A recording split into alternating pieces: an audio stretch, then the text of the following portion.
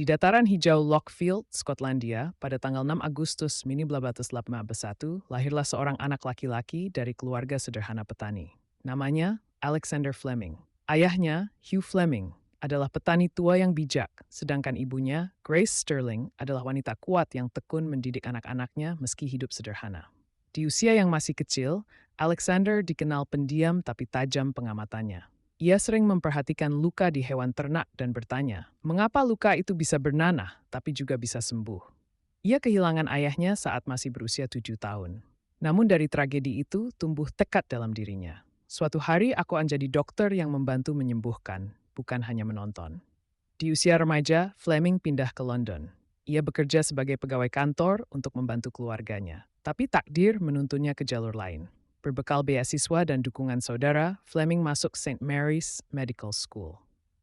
Ia dikenal sebagai mahasiswa yang tidak suka bicara tapi selalu paling teliti di laboratorium. Penemuan terbesar sering datang dari pengamatan sederhana yang tidak sengaja. Fleming berkata dengan suara dalam dan kalem.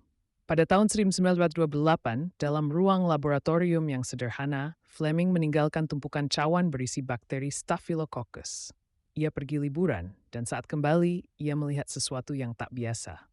Di salah satu cawan, tumbuh jamur dan di sekeliling jamur itu, tidak ada bakteri yang hidup. Itulah penemuan terbesar abad ke-20. Penisilin. Bukan hanya membunuh bakteri tapi menyelamatkan jutaan nyawa sejak saat itu, kata narator dengan antusias tapi tenang. Tapi dunia tidak langsung mendengar. Fleming sempat ditertawakan. Penelitiannya dianggap tidak penting. Namun ia tidak menyerah. Akhirnya, di masa Perang Dunia II, penemuan Fleming menjadi senjata penyelamat jutaan tentara yang terluka.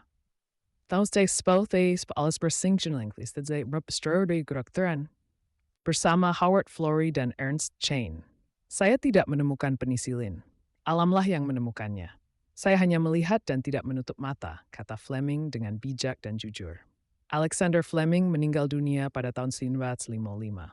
Tapi warisannya hidup dalam setiap nyawa yang selamat dari infeksi. Dalam setiap botol antibiotik ada secuil keberaniannya untuk mempercayai pengamatan kecil dan tidak mengabaikannya.